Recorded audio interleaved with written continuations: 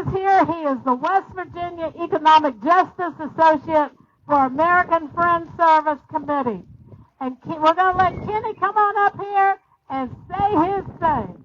Good to see you, Kenny. Now, I have to go after Reverend Shiloh. That's crazy.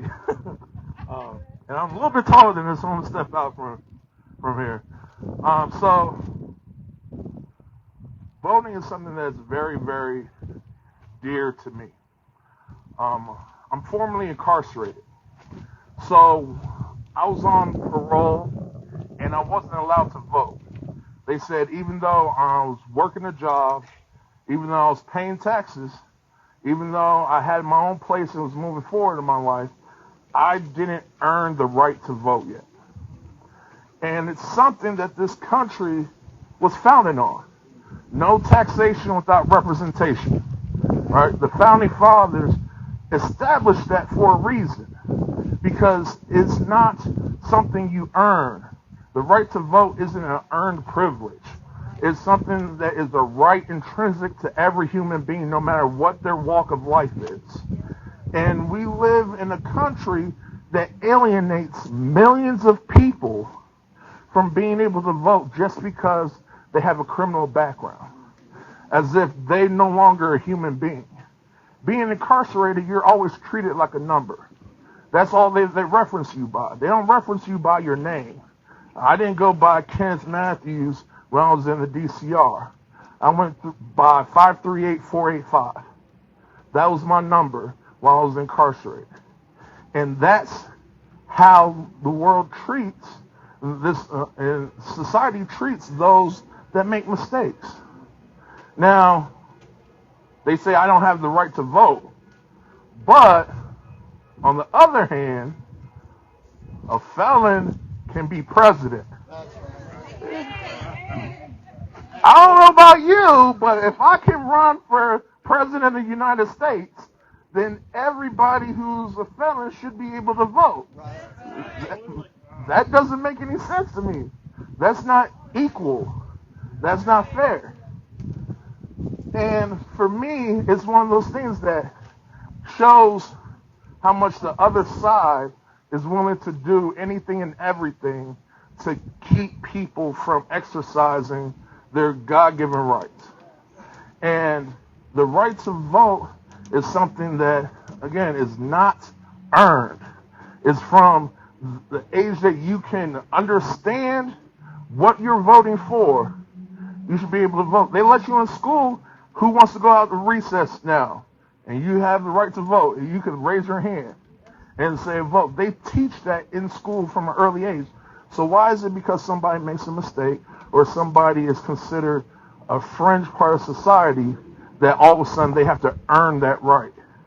And that's one of the things that I work towards. We've tried to introduce here at the Capitol legislation so that upon release, everybody has the right to vote.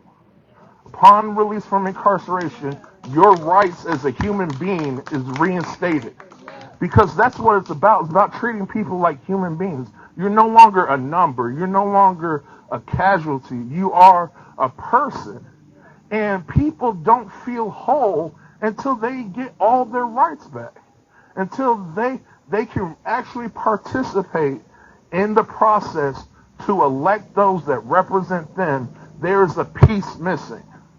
You can do everything right. You can have a good life. You can have, a car, home, a decent job. But until you're able to say, I voted for the person that is representing me, you don't feel complete. And it's something that I've battled for years. And in 2022, after me being off of parole, I was able to vote for the first time in my adult life. And it was something that was like that marker of like, I finally made it. I finally arrived. I was actually considered. And that's really what voting is the right to be your opinions, your thoughts to be considered, and you not brushed aside or marginalized just because of what you look like, where you grew up at, or a mistake that you made. So we need all those that have the right to vote, have the obligation to vote. Because regardless if you go to the polls and register your vote or not, you're voting. You're either making your voice known or you're saying, I'm going to ride with whatever everybody else chooses. You're still voting. I believe we should all just go ahead and let our real opinions be known. This past primary election, 30% voter turnout. 30%. That is sad. That means 3 out of the group here, only 8 of us voted. That is horrible in the country that we live in the political climate that we're in. That is horrible to have only 30% of the population actually come out and vote. If 50% or 70% or 80% or even 100% came out to vote, how much different would the elections look like? How much different would this capital demographic and makeup look like? We have the obligation to instruct and encourage all of our loved ones, everyone we know, that their voice does matter. There were elections that was 50 votes in difference. 50 votes. That is nothing. That is absolutely nothing. We get 50 people on, free slushy day at, 7-Eleven. Why can't we get 50 people to show up to vote? 50 more people. For all those that have family members that are incarcerated or can't vote, vote for them. Be their voice. Because regardless whether or not you realize it, we depend on you to lift up your voice when we can't. And that's why I want everybody to lift up your voice and say, I will vote.